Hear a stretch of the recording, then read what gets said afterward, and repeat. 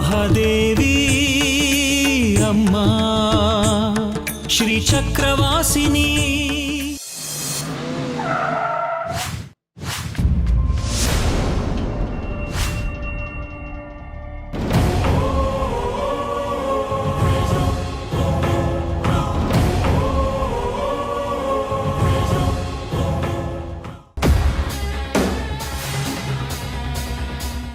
ಆ ಶಿಶುವಿನ ಗರ್ಭವನ್ನು ಹೊರೋ ಜಾಜಿನ ನೀನು ಮದುವೆ ಆಗಬೇಕು. ಜಾಜಿ ಜೊತೆ ಮದುವೆ ಮಾಡಿಸೋದಕ್ಕೆ ವಿರೂಪಾಕ್ಷ ತನ್ನ ಮಗನನ್ನ ಕರೆಸೋದಾದ್ರೆ ನಾನು ಯಾಕೆ ನನ್ನ ತಮ್ಮನನ್ನ ಕರೆಸಬಾರ್ದು? ಅಂದ್ರೆ ಈಗ ನಿಮ್ಮ ತಮ್ಮ ಬರ್ತಿದಾರಾ? ಬರ್ತಾನೆ ಮಣಿಕಂಠ, ಬರ್ತಾನೆ. ನಾನು ಅವನನ್ನ ಕರೆಸ್ತೀನಿ.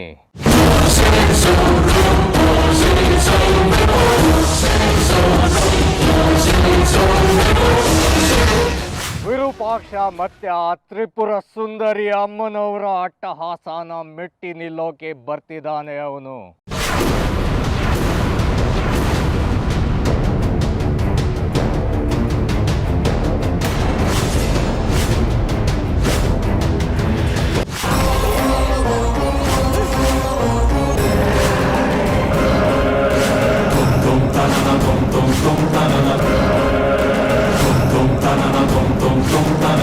ಬರ್ತಿದ್ದ ಹಾಗೆ ಇಲ್ಲಿ ದೊಡ್ಡ ನಾಟಕನೇ ನಡೆಯೋದಿದೆ ಮಣಿಕಂಠ.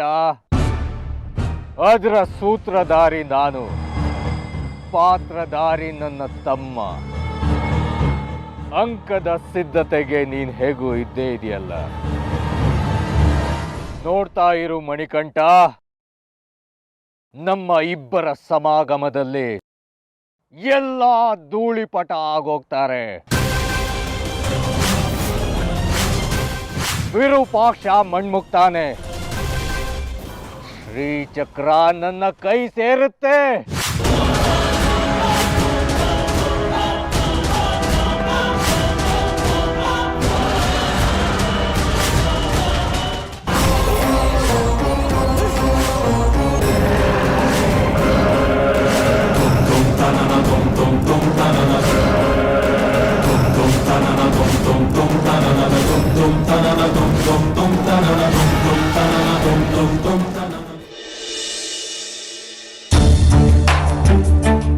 ಬಟ್ ಅಡಿಗೆ ಸಿದ್ಧವಾಗಿದೆ, ಊಟ ಮಾಡ್ತೀಯಂತೆ. ಕೂತ್ಕೋ.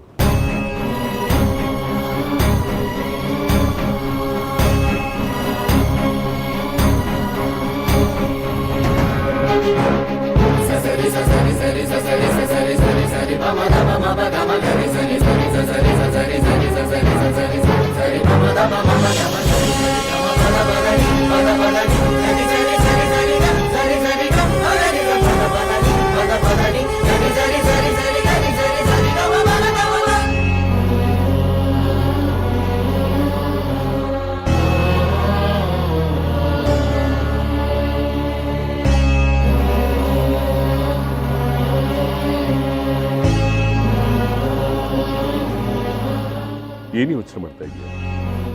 ಊಟ ಮಾಡು. ನಿನಗೋಸ್ಕರನೇ ವಿಶೇಷವಾದ ಅಡುಗೆ ಸಿದ್ಧ ಮಾಡಿದ್ದೀನಿ. ಅಂದರೆ ಅಡುಗೆ ಮಾಡಿದ ನೀನ? ಹೌದು ಚಂದ್ರ, ಅವಳಿದ್ದಿದ್ರೆ ಅವಳೇ ಮಾಡ್ತಾ ಇದ್ದೆ. ನೀನು ಬಂದಿದ್ದಿಲ್ಲ, ನಿನಗೋಸ್ಕರ ವಿಶೇಷವಾದ ಅಡುಗೆನ ನಾನೇ ತಯಾರಿಸಿದೆ. ತಾನೇ ಅಡುಗೆ ಮಾಡಿ ಅದನ್ನು ಬಡಿಸಿ ತಿನ್ನಿಸೋ ಯೋಗ ಯಾವ ತಂದೆಗೆ ತಾನೇ ಸಿಗುತ್ತೆ ಹೇಳು? ಇರಲಿ, ಅದೆಲ್ಲ ಬಿಡು, ಊಟ ಮಾಡು, ಬಿಸಿ ಆರೋಗುತ್ತೆ.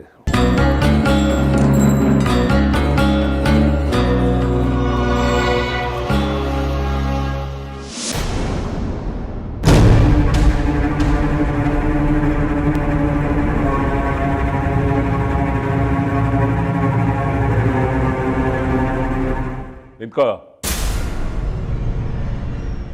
ಯಾಕೆದ್ದೆ? ಊಟ ಮಾಡು. ನಿನಗೋಸ್ಕರನೇ ಇಷ್ಟೆಲ್ಲ ಅಡುಗೆ ಮಾಡಿರೋದು.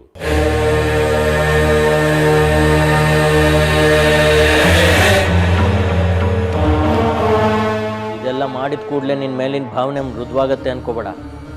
ಮೇಲಾಗಿ ನಿನ್ನ ಮೇಲೆ ನಂಬಿಕೆನೂ ಇಲ್ಲ.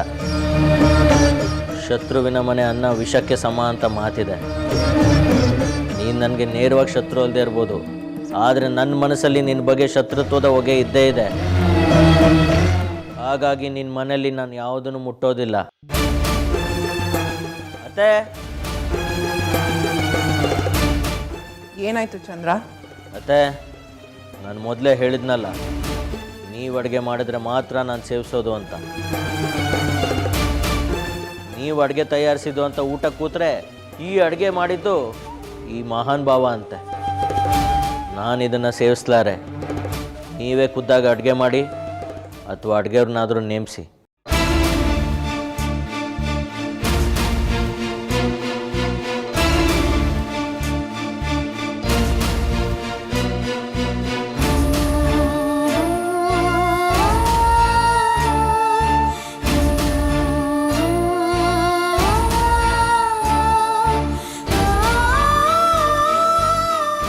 ಏನು ವೈಜಯಂತಿ ಇದೆಲ್ಲ? ನನ್ನ ಮಗನೇ ನನಗೆ ಶತ್ರು ಆಗೋದಲ್ಲ. ಅವನು ಸ್ವಲ್ಪ ಮುಂಗೋಪಿ ನಿನ್ ಥರ. ಅವನಿಗೆ ನಾನು ಬುದ್ಧಿ ಹೇಳ್ತೀನಿ. ನಾನೇ ಅವನಿಗೆ ಅಡುಗೆ ಮಾಡಿ ಬಡಿಸ್ತೀನಿ. ನಿಧಾನವಾಗಿ ಎಲ್ಲ ಸರಿ ಹೋಗುತ್ತೆ. ನೀನು ಹೋಗಿ ಊಟ ಮಾಡ್ಕೊ.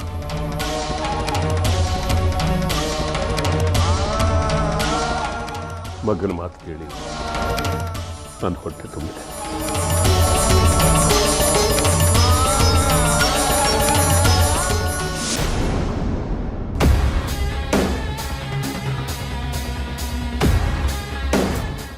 ವಿರೂಪಾಕ್ಷ, ಇದು ಆರಂಭ. ನೀನು ನನಗೆ ಮಾಡಿದ ಅನ್ಯಾಯಕ್ಕೆ ಶಿಕ್ಷೆ ಅನುಭವಿಸ್ತೀಯ. ಅದು ನಿನ್ನ ಮಗನಿಂದಲೇ ಅನುಭವಿಸ್ತೀಯ.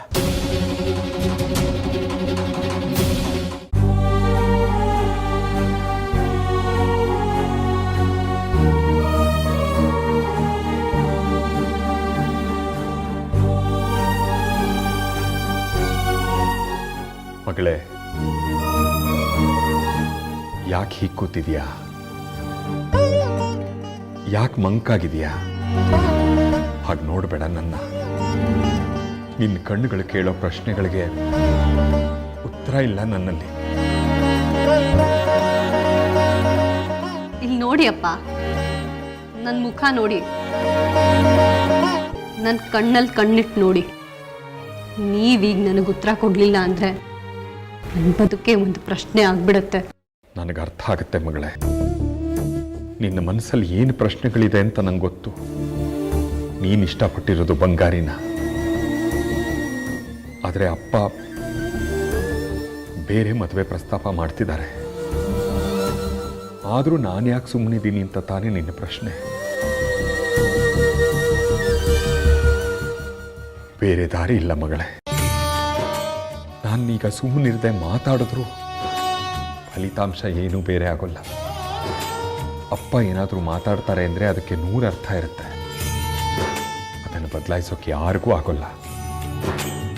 ಈ ಹಂತದಲ್ಲಿ ನಾನೇನಾದರೂ ಅಪ್ಪನ ವಿರುದ್ಧ ಮಾತಾಡಿದ್ರೆ ಅವ್ರು ಇನ್ನೂ ಪಟ್ಟು ಹಿಡಿತಾರೆ. ಏನು ಮಾಡೋಕ್ಕೂ ತೋಚದೆ ಕೈ ಚೆಲ್ಬಿಟ್ಟಿದ್ದೀನಿ. ಕ್ಷಮಿಸ್ಬಿಡು ಮಗಳೇ. ಎಷ್ಟು ಸುಲಭವಾಗಿ ಹೇಳಿಬಿಟ್ರಿ ಅಪ್ಪ.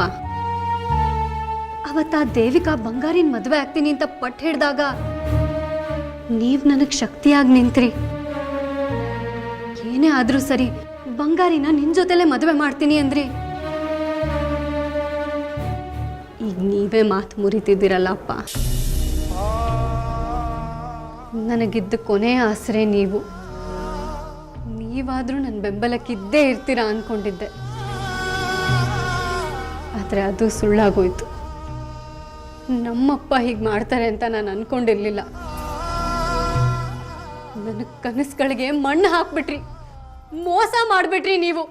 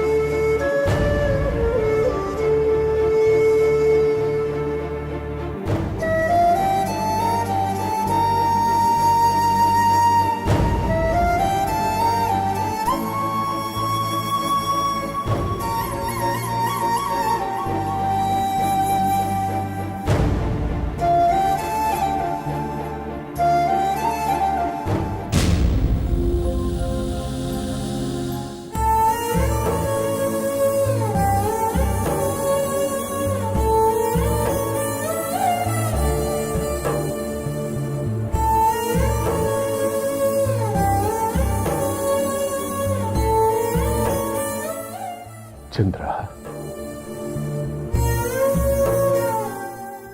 ನಾನು ನನ್ನ ಕೈಯಾರೆ ಮಾಡಿದ ಅಡಿಗೆಯನ್ನು ಬಡಿಸಿದ್ರೆ ಊಟ ಮಾಡದೇ ಇರೋಷ್ಟು ಕಠಿಣ ಹೃದಯ ಆಗೋಗ್ಬಿಟ್ಟ್ಯಾ ನೀನು ಮೇಧಾವಿಯಾಗಿ ಜಗತ್ತನ್ನೇ ಆಳೋ ಹಾಗಾಗಲಿ ಅನ್ನೋ ಆಕಾಂಕ್ಷೆ ಇಟ್ಕೊಂಡಲ್ಲ, ಅದೇ ನನಗೆ ಉಳವಾಗೋಯ್ತಾ? ಅಥವಾ ನಾನು ಅಮ್ಮನವ್ರ ವಿರುದ್ಧ ಹೋಗಿದ್ದಕ್ಕೆ ನನ್ನ ಮಗನೇ ನನಗೆ ತಿರುಗಿ ಬಿದ್ದುಬಿಟ್ಟ?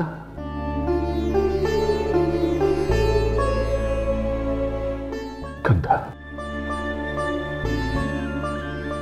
ನಾನು ನಿನಗೆ ಕೊಟ್ಟಂತಹ ನೋವಿನ ಗಳಿಗೆಗಳನ್ನು ಸುಖದ ನಿದ್ರೆಯಾಗಿ ಪರಿವರ್ತನೆ ಮಾಡೋ ಶಕ್ತಿ ಅಂತೂ ನನಗಿಲ್ಲ.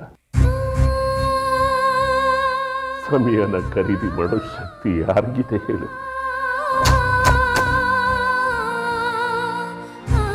ನಾನು ಸೋತೋಗ್ಬಿಟ್ಟೆ ಕಂದ, ಸೋತೋಗ್ಬಿಟ್ಟೆ. ಆದ್ರೂ ಈ ಪಿತೃ ಹೃದಯ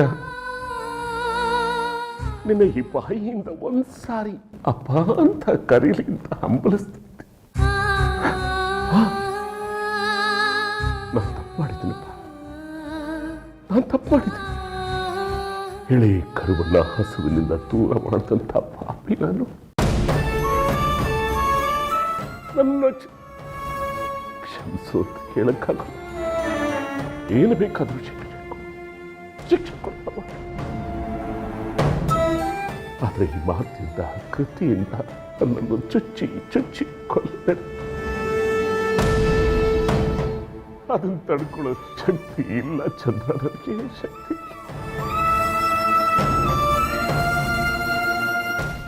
ಏನು ಬೇಕಾದ್ರೂ ಮಾಡು, ಆದರೆ ಈ ಪಿತೃವತ್ಸಲ್ಯ ತುಂಬಿದಂತಹ ಈ ಹೃದಯಕ್ಕೆ ನೋವು ಕೊಡಬೇಡ ಕಂದ.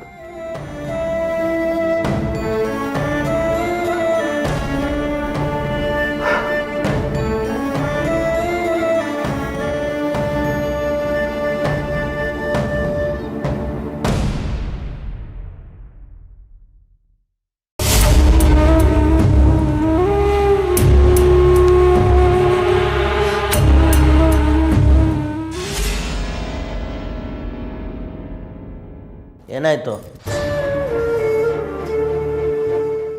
ಯಾಕೆ ಅಳ್ತಿದ್ದೀರಾ ತಂದೆಯವರು?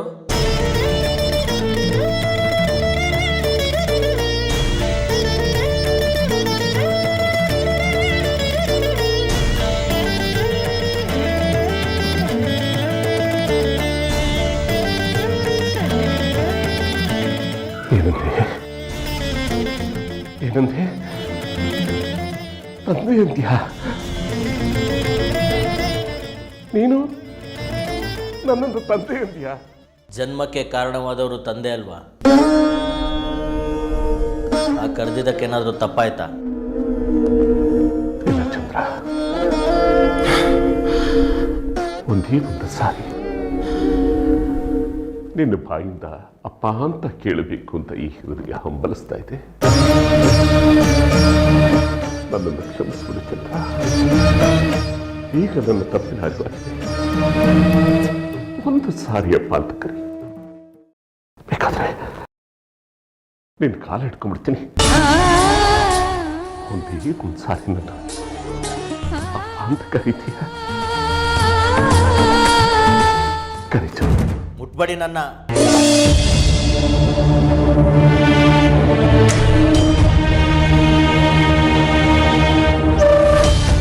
ನಿಮ್ಮ ಕೆಲಸ ಆಗಬೇಕು ಅಂದರೆ ಕಾಲು ಹಿಡಿತೀರಾ, ತಲೆನೂ ಹಿಡಿತೀರಾ? ನಿಮ್ಮ ಬುದ್ಧಿ ಗೊತ್ತಿಲ್ವಾ ನನಗೆ? ಈ ಡೋಂಬಾಚಾರದ ಕಣ್ಣೀರಿಗೆ ಕರಗಿ ಅಪ್ಪ ಅಂತ ಕೂಗಿ ಕಣ್ಣೀರೋಡಿಸಿ ತಬ್ಗೋತೀನಿ ಅನ್ನೋದೆಲ್ಲ ಬಿಟ್ಬಿಡಿ. ಅಂಥ ದರಿದ್ರ ನನಗೇನು ಬಂದಿಲ್ಲ, ಬರೋದೂ ಇಲ್ಲ. ನಾನು ಚಿಕ್ಕವನಿದ್ದಾಗ ಬಿದ್ದು ಅತ್ತಾಗ ಕಣ್ಣೀರು ಓಡ್ಸಕ್ಕೆ ಇಲ್ದಿರೋ ಕೈಗಳು ಈ ಮುದಿ ಪ್ರಾಯದಲ್ಲಿ ನಿಮ್ಮ ಕಣ್ಣೀರು ಓಡ್ಸಕ್ಕೆ ನನ್ನ ಬಯಸ್ತಿದ್ದೀರಲ್ಲ, ನಾಚಿಕೆ ಆಗಲ್ವ ನಿಮಗೆ? ನಿಮ್ಮದು ಒಂದು ಬದುಕ ಬದುಕಲ್ಲ ಇದು ಬಂಡವಾಳು. ಆಚೆ ಹೋಗಿ ಇಲ್ಲಿಂದ, ಇಲ್ಲಾಂದ್ರೆ ನಾನು ಈ ಮನೆ ಬಿಟ್ಟು ಹೊರಟೋಗ್ಬೇಕಾಗತ್ತೆ. ಈ ಪ್ರಪಂಚಕ್ಕೆ ನಾನು ಬರೋದಕ್ಕೆ ಕಾರಣಕರ್ತರು ನೀವು ಅನ್ನೋ ಒಂದೇ ಒಂದು ಉದ್ದೇಶಕ್ಕೆ ನಿಮಗೆ ಸಹಾಯ ಮಾಡಕ್ಕೆ ಬಂದಿರೋದು ಹೊರತು ನಿಮ್ಮ ಈ ಹಾಳು ಕಣ್ಣೀರು ನೋಡೋದಕ್ಕಲ್ಲ. ಬಿಟ್ಬಿಡಿ ಈ ನಾಟಕನೆಲ್ಲ, ನಡೀರಿ ಆಚೆಗೆ.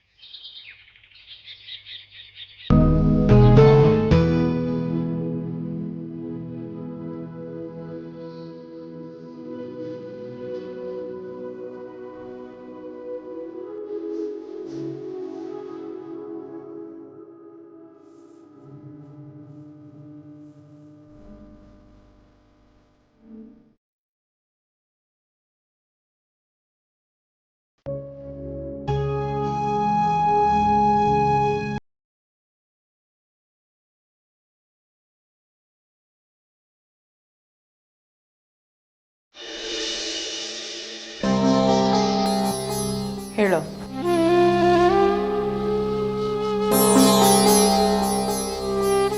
ಬೇಡ ವಿಜಯಂತಿ, ನಿನ್ನ ಧ್ಯಾನಕ್ಕೆ ನಾನು ರೆಡ್ಡಿ ಬರೋದಕ್ಕೆ ಇಷ್ಟಪಡಲ್ಲ. ಆಮೇಲೆ ಬರ್ತೀನಿ. ಅನಿಸಿದ್ದನ್ನು ಆಗಿಂದಾಗಲೇ ಹೇಳಿಬಿಡ್ಬೇಕು. ಮನಸ್ಸಲ್ಲೇ ಇಟ್ಕೊಂಡ್ರೆ ಕೊಳ್ತು ನಾರುತ್ತೆ. ಅದೇನು ಹೇಳು.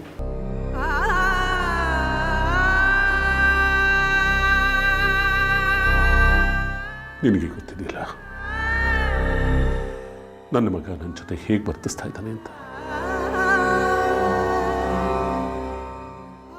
ಹೆಜ್ಜೆ ಹೆಜ್ಜೆಗೂ ಚುಚ್ಚುತ್ತಾ ಇದ್ದಾನೆ, ಅವಮಾನ ಮಾಡ್ತಾ ಇದ್ದಾನೆ. ಇದನ್ನೆಲ್ಲ ನನ್ನಿಂದ ಸಹಿಸ್ಕೊಳಕ್ಕಾಗ್ತಾ ಇಲ್ವೇ ಜಯಂತಿ? ಮಗನೇ ಅಪ್ಪನಿಗೆ ಶತ್ರು ಆಗ್ಬಿಟ್ರೆ ಅಪ್ಪ ಏನು ಮಾಡೋದಕ್ಕಾಗುತ್ತೆ ಹೇಳು? ವಾತ್ಸಲ್ಯ ತುಂಬಿದ ಈ ಹೃದಯಕ್ಕೆ ಸೇಡುವನ್ನು ಮುಳ್ಳಿಂದ ಚುಚ್ಚಿದ್ರೆ ಹೇಗೆ ಹೇಗೆ ಹೇಳು?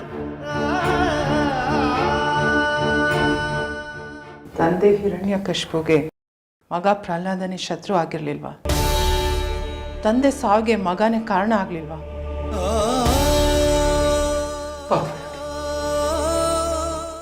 ನಾನು ಹಿರಣ್ಯಕಶಿಪು ಅಲ್ಲ ವೈಜಯಂತಿ.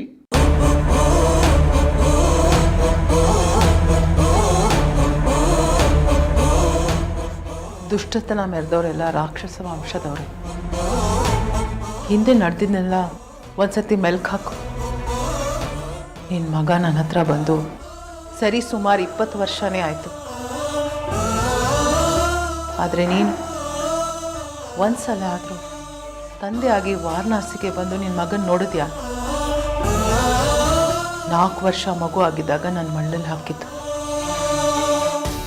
ಆಮೇಲೆ ತಂದೆ ಆಗಿ ತಾಯಿ ಆಗಿ ನಾನೇ ಅವನನ್ನು ಬೆಳೆಸಿದ್ದು. ನೀನು ಮಾತ್ರ ದುಷ್ಟ ತಂದೆ ಆಗೇ ಉಳಿದೆ. ಪದೇ ಪದೇ ಹೇಳ್ದೆ ಬಂದು ಹೋಗ್ತಿರೋ ಅವನ ಜೊತೆ ಸಂಪರ್ಕದಲ್ಲಿರು ಅಂತ. ನನ್ನ ಮಾತು ಕೇಳಿದ್ಯಾ? ಬಾಲ್ಯದಲ್ಲಿ ಅವನ ಜೊತೆ ಇರಲಿಲ್ಲ, ವೃದ್ಧಾಪ್ಯದಲ್ಲಿ ಅವನ ನಿನ್ನ ಜೊತೆ ಇರಬೇಕು ಅಂದರೆ ಹೇಗೆ ಸಾಧ್ಯ? ಕರ್ಮ ಫಲಗಳು ಅಂತ ಇರುತ್ತವಲ್ಲ, ಅದು ನಿನ್ನನ್ನು ಸುಡದೆ ಬಿಡುತ್ತವಾ?